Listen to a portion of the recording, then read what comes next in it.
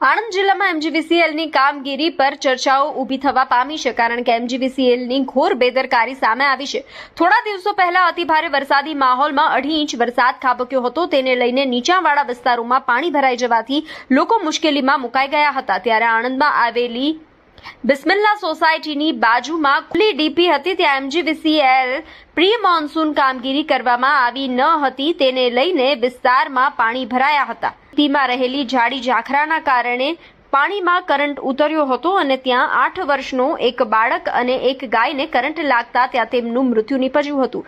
ત્યારે ઘટનાને લઈને એમજીવીસીએલના કર્મચારીઓને તેની સેફટી માટેનું ભાન થયું હતું। ત્યારે ત્યાં ડીપીની આજુબાજુમાં સુરક્ષા માટે જાળી લગાવવામાં આવી હતી। આણંદ જિલ્લામાં એમજીવીસીએલના ઘણા એવા વિસ્તારોમાં મુખ્ય ડીપી આવેલી છે, ત્યાં સુરક્ષા માટે જાળીઓ લગાવવામાં આવી છે, પરંતુ તે જાળીઓ તૂટેલી અને અસ્તવ્યસ્ત હાલતમાં છે અને તે જગ્યા પર પ્રી મોન્સૂન કામગીરી પણ કરવામાં આવી નથી, જેથી લીલોતરી જોઈને ગાયો પણ ચરવા જતી હોય છે। એમજીવીસીએલ હજુ કોઈ બીજી ઘટના બને તેની રાહ જોઈ રહી છે। તો એમજીવીસીએલ બનેલી ઘટનાની જગ્યા પર કામગીરી કરીને બેસી ગયું છે। બીજા વિસ્તારોમાં કઈ પ્રકારની કામગીરી હાથ ધરવામાં આવશે નહીં।